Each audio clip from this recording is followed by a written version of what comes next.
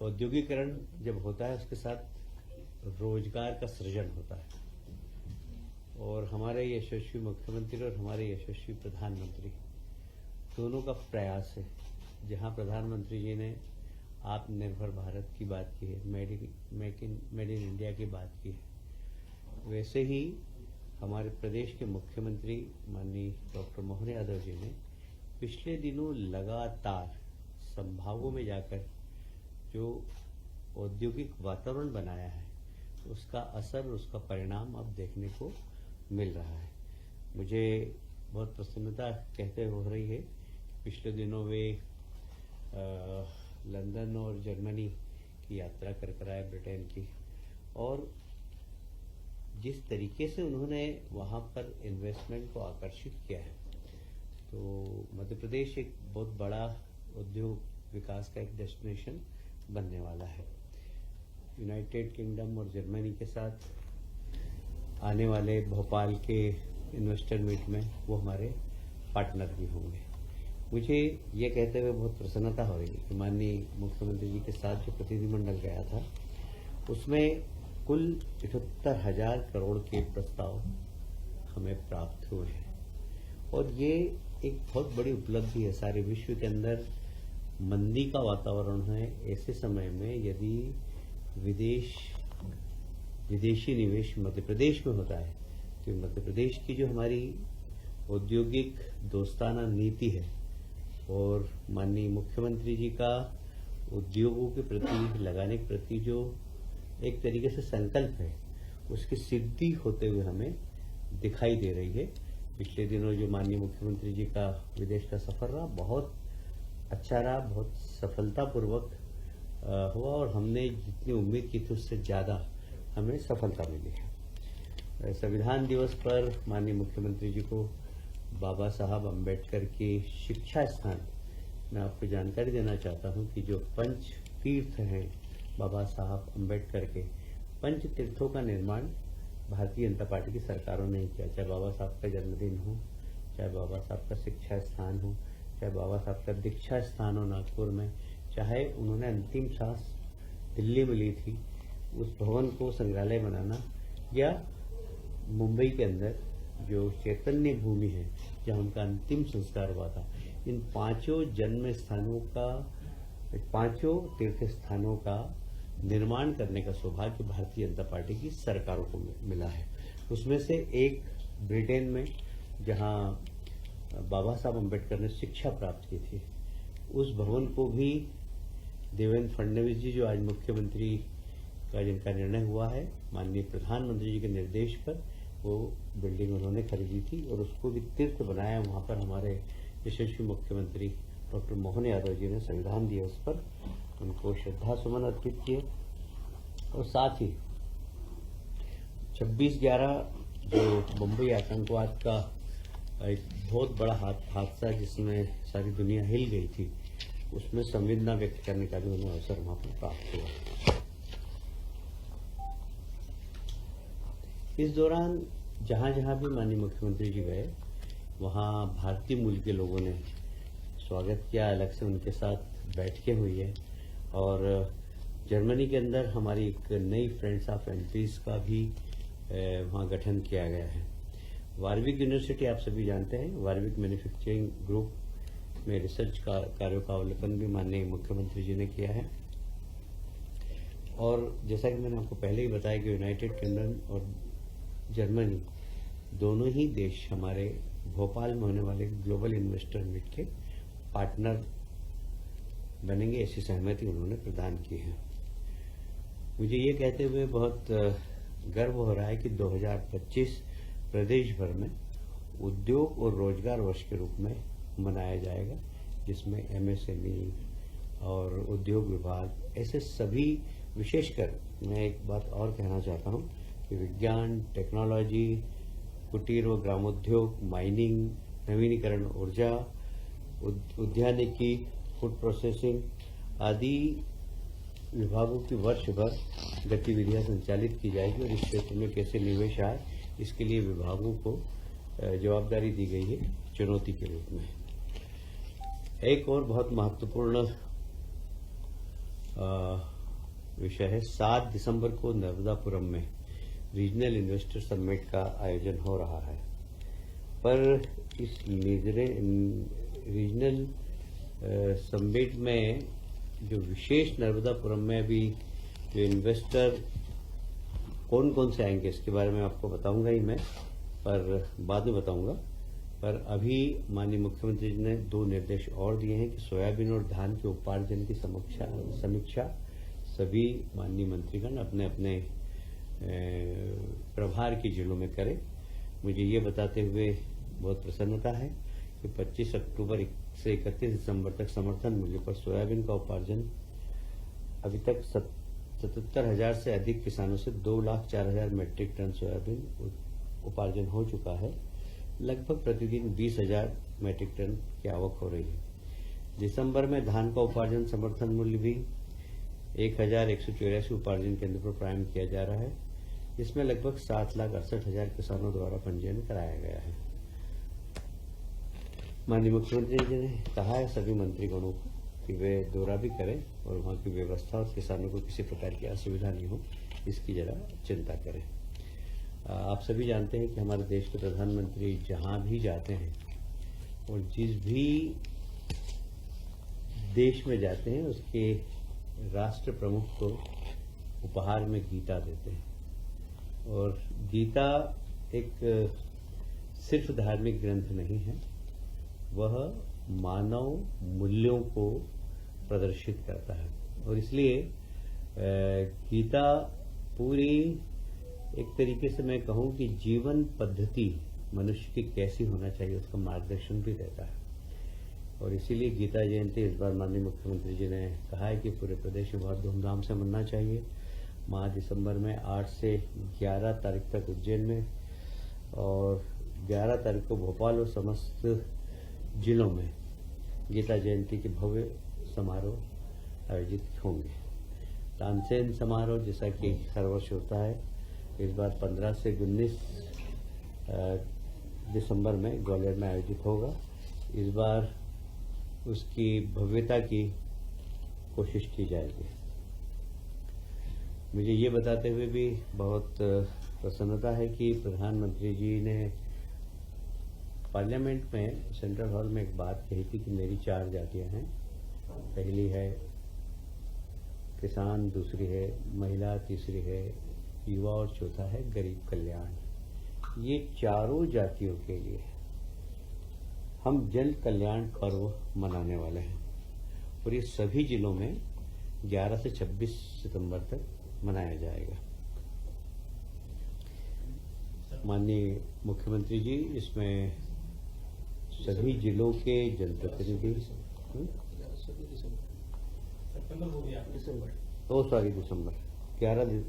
से 26 दिसंबर तक मनाया जाएगा।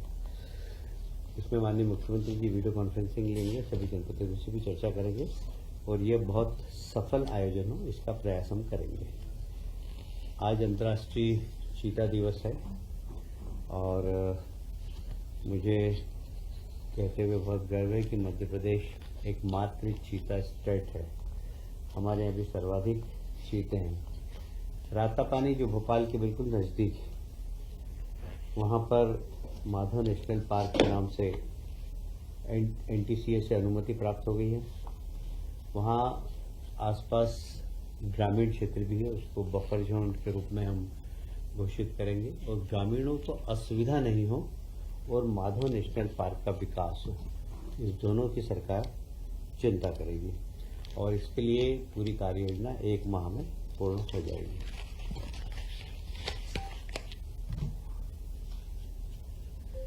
मुझे ये बताते हुए बहुत प्रसन्नता है कि भारत सरकार डबल इंजन की सरकार क्या होती है, उसका लाभ क्या होता है। भारत सरकार ने 41,000 मेगावाट के नवीन थर्मल पावर प्लांट हेतु कोयला आवंटन की स्वीकृति दी है। इसमें लगभग 25,000 करोड़ का इन्वेस्टमेंट आने की संभावना है और जब भी थर्मल प्लांट लगता है तो प्रत्यक्ष रूप से हजारों लोगों को और अप्रत्यक्ष रूप से भी हजारों लोगों को रोजगार मिलता है। तो जहां 25,000 करोड़ से ज्यादा का इन्वेस्टमेंट होगा वहाँ हजारों लोगों को रोजगार भी मिलेगा। मैं प्रधानमंत्री जी को इस कोयला आवंटन के लिए धन्यवाद देता हूँ। पार्वती काली सिंध चंबल नदी जोड़ो अभियान आप सभी जानते हैं मध्य प्रदेश और राजस्थान के बीच में कुल 75,000 करोड़ का MOU हस्ताक्षर हो चुका है और मेमोरेंडम ऑफ एग्रीमेंट पर हस्ताक्षर के लिए सहमति बन गई है। इसमें प्रदेश के 11 जिले गुना, शिवपुरी, सीहोर, देवास, राजगढ़, उज्जैन, आगरमालवा, इंदौर, शाजापुर, मंदसौर तथा मुरैना के 2094 गांवों में लगभग 6 लाख हेक्टेयर सिंचाई होगी तथा पेयजल व औद्योगिक जलपूर्ति के लिए भी जल उपलब्ध रहेगा। इसमें बनने वाले बांध, बैराज, सिंचाई परियोजना की लागत लगभग 36,800 करोड़ संभावित है। इसकी प्रशासनिक स्वीकृति भी मंत्रिमंडल के द्वारा 15 दिन के अंदर प्रस्तुत की जाएगी। दिनांक 11 दिसंबर से 26 दिसंबर तक जन कल्याण उत्सव के रूप में मनाया जाएगा। जैसा कि मैंने पहले बता दिया, टंट्या मामा पुण्यतिथि 4 दिसंबर से है। आप सभी जानते हैं टंट्या मामा का जीवन बहुत क्रांतिकारी रहा। मैंने उनको काफी पढ़ा है। आदिवासियों के बीच में रॉबिन हुड के नाम से जाने जाते हैं और अंग्रेजों के जमाने से टंट्या मामा जहां कार्यक्षेत्र था उनका कालाकुंड, वहां पर आज भी ट्रेन रोककर उनको सलाम करती है, उनको सलामी देती है। अंग्रेजों के गेजेटर में लिखा हुआ है कि वहां पर ट्रेन रुके, सायरन बजाए, सलामी दे और फिर आगे बढ़े। मैं एक अनहोनी बता रहा हूं ये कि कई बार कुछ लोगों ने ऐसा नहीं किया तो ट्रेन आगे दुर्घटनाग्रस्त हो गई। तो आदिवासी भाई टंट्या मामा को भगवान के रूप में मानते। भगवान इसीलिए मानते कि अगर आपने उनको प्रणाम नहीं किया तो ट्रेन दुर्घटनाग्रस्त हो सकती है। ये आदिवासी भाइयों की एक मान्यता है जो मैं आप तक पहुंचाना चाहता हूं, क्योंकि मैं वहां से जनप्रतिनिधि रहा हूं और इसलिए मुझे मालूम है टंट्या मामा के प्रति लोगों का कितना अनुराग है। और आज की प्रेस कॉन्फ्रेंस बड़ी रिच है और आपको बहुत सारी हेडलाइन बनाना पड़ेगी।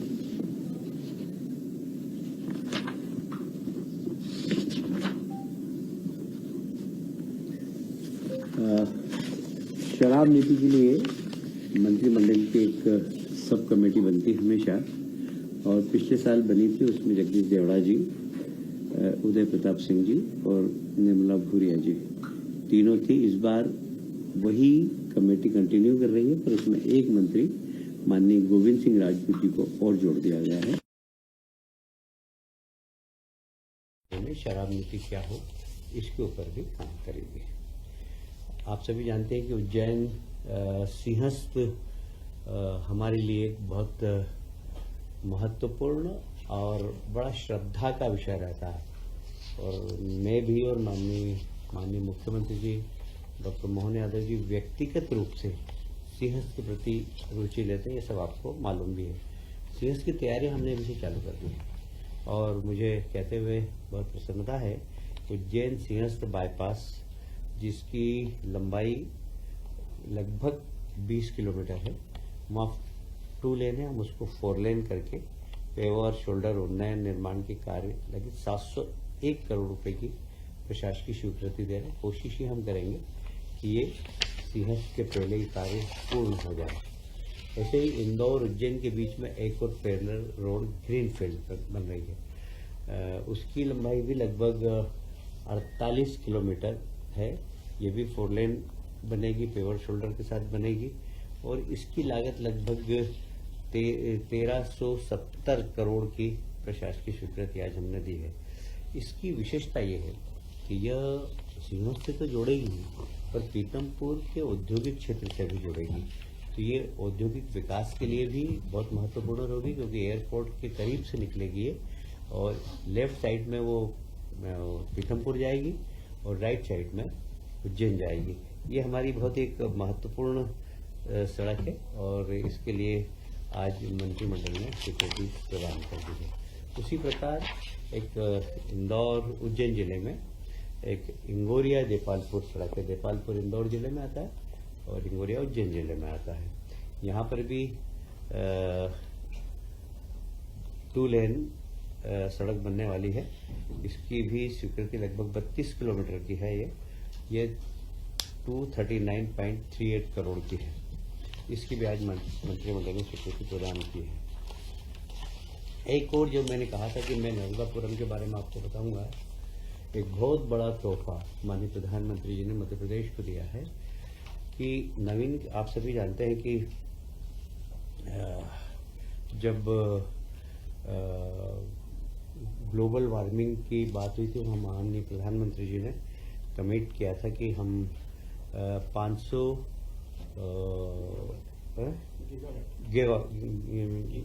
गीगावाट हम एनर्जी, नवीनीकरण एनर्जी बनाएंगे। मध्य प्रदेश इसमें लीड कर रहा है। मध्य प्रदेश ने उसमें सर्वाधिक सोलर और आपका विंड दोनों के पैनल सर्वाधिक लगाए। मुझे कहते हुए गर्व है कि प्रधानमंत्री जी ने जितनी भी नवीनीकरण ऊर्जा में लगने वाली सामग्री है, साधारणतः वो इम्पोर्ट होती है। Made in India, make in India जो प्रधानमंत्री जी का सपना है, आत्मनिर्भर भारत, उसके अंतर्गत उन्हें सभी राज्यों से कहा था कि नवीनीकरण ऊर्जा में लगने वाले उपकरण की मैन्युफैक्चरिंग पार्क कौन कौन से राज्य दे सकते हैं। लगभग 8 राज्यों ने प्रयास किए थे कि हम ये सब्सिडी देंगे। उसमें मध्य प्रदेश का चयन हुआ है और लगभग केंद्र सरकार का पहले चरण में हमको 300 करोड़ का सपोर्ट भी मिलेगा। ये जो 7 तारीख को नर्मदापुरम में इन्वेस्टर मीट हो रही है, इसमें भी इसके उत्पादन करने वाले लोगों को हमने आमंत्रित किया है। ये एक बहुत बड़ा पार्क है। लगभग पहले इसकी जो लंबाई चौड़ाई थी वो 442 एकड़ भूमि थी। आज उसमें फिर हमने लगभग 442 और जोड़कर 884 एकड़ जमीन हो गई। इसमें और जमीन लगेगी तो पीछे हमारे पास और जमीन है। इसमें हजारों करोड़ का इन्वेस्टमेंट होगा और हजारों लोगों को रोजगार मिलेगा। नवीनीकरण ऊर्जा में काम आने वाले संयंत्रों का उत्पादन यहाँ पर होगा और इसलिए पूरा ये टेक्निकल काम है, क्योंकि हर कोई नहीं करता है। और पिछले दिनों माननीय मुख्यमंत्री जी ने प्रदेश भर में जो इन्वेस्टर मीट की, उसमें बहुत सारे प्रस्ताव भी आए हैं जिसमें लोग मध्य प्रदेश में इस क्षेत्र में काम करना चाहते हैं। ये एक बहुत बड़ा मेगावाट है, बहुत बड़ा मेगा पार्क बन रहा है और मुझे बहुत प्रसन्नता है कि माननीय प्रधानमंत्री जी ने और माननीय मुख्यमंत्री जी दोनों के संयुक्त प्रयास से नर्मदापुरम में एक बहुत बड़ा औद्योगिक पार्क बनने वाला है।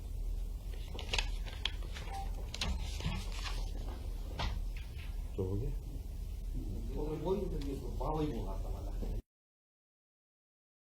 बावई वाला सर, कौन कौन सी कंपनियां आने वाली हैं बताएंगे? रीजनल कॉन्क्लेव में बताएंगे बाद में, क्योंकि हम अगर भी कुछ